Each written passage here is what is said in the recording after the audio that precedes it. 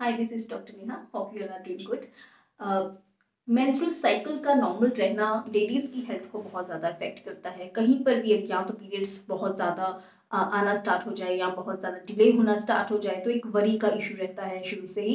लेकिन आज मैं बात करने वाली हूँ एक्सेसिव पीरियड्स की। बहुत ज़्यादा ब्लीडिंग होती है एक बार आपके पीरियड्स में, और वो आपके हेल्थ को कैसे इफेक्ट करती है और क्या इसके कॉजेज क्या रहते हैं और क्या इनका ट्रीटमेंट ऑप्शंस आपके पास रहेंगे। Today I am going to talk about this. तो एक्सेसिव ब्लीडिंग या बहुत ज़्यादा पीरियड्स होने को हम बोलते हैं menorrhagia. That is the scientific term for it, मेनोरहेजिया।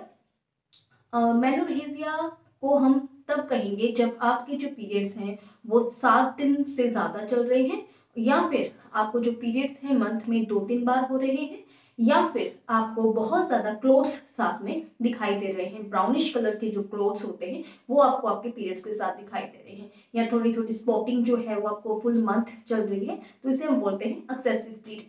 तो इसके कॉजेज की अगर बात करते हैं कि क्यों रहते हैं ज़्यादा पीरियड्स, तो इसका जो बेसिक एक मेन इशू हमें जो देखने को मिलता है वो सबसे पहले है हार्मोनल चेंजेस। हार्मोनल चेंजेस कैसे होते हैं? क्योंकि आपका लाइफस्टाइल कहीं ना कहीं पर डिस्टर्ब होता है। स्ट्रेस का इशू लेडीज में बहुत कॉमन है, बिकॉज आपको बहुत सारी जो ड्यूटीज हैं वो निभाना पड़ता है, चाहे वो आपका पर्सनल हो, चाहे प्रोफेशनल हो, चाहे आपको बच्चों का देखना है। तो इसके चलते स्ट्रेस लेडीज में बहुत कॉमन है, जिससे कि आपका हार्मोन्स जो है वो डिस्टर्ब हो जाते हैं। लाइक आपका जो हाइपोथैलेमस पिट्यूटरी ओवेरियन एक्सिस रहता है, एचपीओ एक्सिस जिसे हम बोलते हैं, वो कहीं ना कहीं पर डिस्टर्ब हो जाता है। हाइपोथैलेमस ग्लैंड है जो आपके ब्रेन में होती है, और पिट्यूटरी भी ग्लैंड है जो कि आपके ब्रेन में होती है, और इनका जब कनेक्शन नहीं होता है, आपके ओवरीज को सही से सिग्नल नहीं पहुंचता है, जिससे कि आपको आपके हार्मोन्स को पता नहीं चलता है कि कहाँ पर स्टॉप करनी है ब्लीडिंग, और आपकी जो यूट्रस की लाइनिंग है वो कभी ज़्यादा बन जाती है, कभी कम बन जाती है, तो इससे कि आपको डीयूबी का इशू रह सकता है। डीयूबी इज डिसफंक्शनल यूट्राइन ब्लीडिंग। तो ये एक इसका मेजर इशू रहता है। तो अगर हम अल्ट्रासाउंड करवाते हैं तो उसमें कई बार हमें फाइब्रॉइड की फाइंडिंग्स मिलती हैं, कि जिसे हम रसोली बोल देते हैं, मास वाली रसोली। उससे भी पीरियड्स बहुत ज़्यादा चलते हैं अगर आपको मास वाली रसोली है तो, डिपेंडिंग अपॉन द साइज, कि साइज उनका कितना है। अगर वो ज़्यादा साइज की है तो पीरियड्स के बाद बिल्कुल बंद नहीं होते हैं। अगर बहुत बड़ा साइज है तो आपको ऑपरेट भी करवाना पड़ता है। And third reason is bulky uterus. Bulky uterus means कि आपके जो यूट्रस का साइज है वो जितना हमें चाहिए उससे बड़ा हो जाता है, मतलब उसमें जो एंडोमेट्रियम की ग्रोथ है वो ज़्यादा होनी स्टार्ट हो जाती है, मियोमेट्रियम की जो ग्रोथ है वो ज़्यादा होनी स्टार्ट हो जाती है। तो ये जो है मेजर रीजंस रहते हैं। और इनके अलावा अगर आपके लीवर में कोई प्रॉब्लम है, आपके किडनीज में कोई इशू है, आपका अनकंट्रोल डायबिटीज है, तो आपको तो भी एक्सेसिव ब्लीडिंग होने के चांसेस ज़्यादा रहते हैं। इसके अलावा अगर आपको कोई कोएगुलेशन से रिलेटेड इशू है, कोई ब्लीडिंग डिसऑर्डर है, तो भी आपके प्लेटलेट्स बहुत ज़्यादा कम हैं, तो उसमें भी आपको ब्लीडिंग एक्सेसिव मिल सकती है। तो ये एक बेसिक रीजंस रहते हैं। जिस भी लेडी को ब्लीडिंग ज़्यादा हो रही है, कई बार वो बहुत ज़्यादा इग्नोर करते हैं कि नहीं हम बाद में चेक करवा लेंगे या कभी, पर ऐसे नहीं करना है। अगर आपको ऐसा हो रहा है, क्लोट्स आ रहे हैं साथ में, बहुत एक्सेसिव ब्लीडिंग है, तो आपको अपना चेकअप जरूर करवाना है, आपको अल्ट्रासाउंड जरूर करवाना है। और इसके अगर सिम्टम्स की बात करते हैं, डेफिनेटली अगर ज़्यादा ब्लीडिंग है तो ब्लड लॉस बहुत ज़्यादा हो रहा है तो अनीमिया की आपको प्रॉब्लम रह सकती है। आपका एचपी काउंट कम हो जाएगा, वीकनेस रहेगी, टायर्डनेस रहेगी, और इसके अलावा आपके लोअर एब्डोमेन में दर्द रहता है, कॉमनली थाइस में दर्द रहता है, लोअर बैक एक में दर्द रहता है, कुछ ठीक रहती है, कुछ भी करने का मन नहीं करता है। तो ये आम सिम्टम्स जो इसके रहते हैं। नाउ द डायग्नोसिस कैसे हमें पता चलता है? Ultrasonography is the basic thing, कि अल्ट्रासाउंड जब हम करवाते हैं हमें पता चलता है कि यूट्रस बल्की है कि नहीं है, या फिर फाइब्रॉइड का इशू है कि नहीं है, या फिर पीआईडी का इशू है कि नहीं है, पेल्विक इन्फ्लेमेटरी डिजीज है कि नहीं है। तो ये सब हमें ultrasound is the basic thing. और इसके अलावा जो बहुत ज़्यादा इंपॉर्टेंट है that is the endometrium biopsy.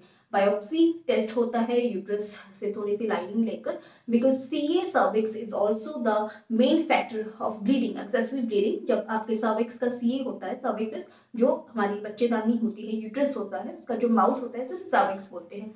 तो सर्विक्स का अगर सीए हो उसमें भी ब्लीडिंग एक्सेसिव हो सकती है। तो पैप स्मीयर हो गया, या फिर एंडोमेट्रियल बायोप्सी होगी, या मेंस्ट्रुअल ब्लड बायोप्सी होगी, ये चीज़ें बहुत ज़्यादा जरूरी रहती हैं, ये करवानी चाहिए। Now coming to the treatment point of view, तो ट्रीटमेंट इसमें अगर बात करते हैं तो ट्रीटमेंट डिपेंड करेगा कि क्या इसका कॉज क्या है, क्यों ब्लीडिंग हो रहा है ज़्यादा। अगर आपको इंटरनल कोई इशू है, आपको लीवर का या कोएगुलेशन का या ब्लीडिंग का कोई फैक्टर है, तो डिपेंडिंग अपॉन दैट या आपके प्लेटलेट्स कम है तो उसके अकॉर्डिंगली आपका ट्रीटमेंट होगा। या फिर अगर आपका फाइब्रॉइड है, फाइब्रॉइड का साइज अगर बहुत बड़ा है, अगर नॉर्मल साइज है तो उस पर हम मेडिकेशन ट्राई कर सकते हैं। लेकिन अगर इसका साइज जो है वो बड़ा है तो आपको हिस्टेक्टमी करवानी पड़ सकती है, मतलब यूट्रस आपको रिमूव करवाना पड़ सकता है। और इसके अलावा डिपेंड करता है कि अगर आपका बल्कि यूट्रस है, एंडोमेट्रियम की लाइनिंग का साइज कितना है, उसके अकॉर्डिंगली भी आपको इसमें ट्रीटमेंट का पड़ सकता है लेना। टीएनसी भी करना आपको पड़ सकता है, मतलब जो क्यूरेट करते हैं वो भी आपको करना पड़ सकता है, उससे भी आपका ब्लीडिंग स्टॉप हो जाता है अगर एंडोमेट्रियम की ग्रोथ बहुत ज़्यादा होती है तो।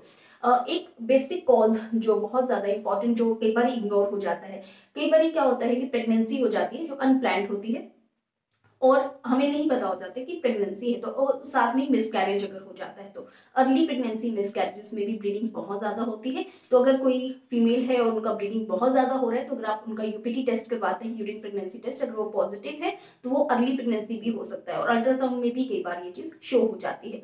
तो डिपेंडिंग अपॉन डैट आपको डीएनसी अगेन सजेस्ट करना पड़ सकता है।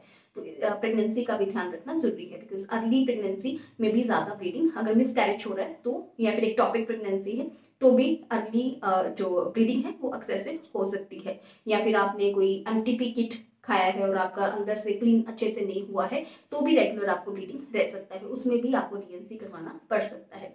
तो अगर मॉडर्न मेडिसिन की बात करते हैं तो हमारे पास यहाँ पे हार्मोनल थेरेपीज होती है कि हार्मोन्स पे हम डाल देते हैं, लेकिन इनका एक ड्रॉबैक है कि जब तक आप हार्मोन्स लेते हैं तब तक आपको पीरियड्स जो है रेगुलर रहते हैं, लेकिन जैसे ही आप इनको छोड़ते हैं तो आपको अगेन वो प्रॉब्लम रह सकती है।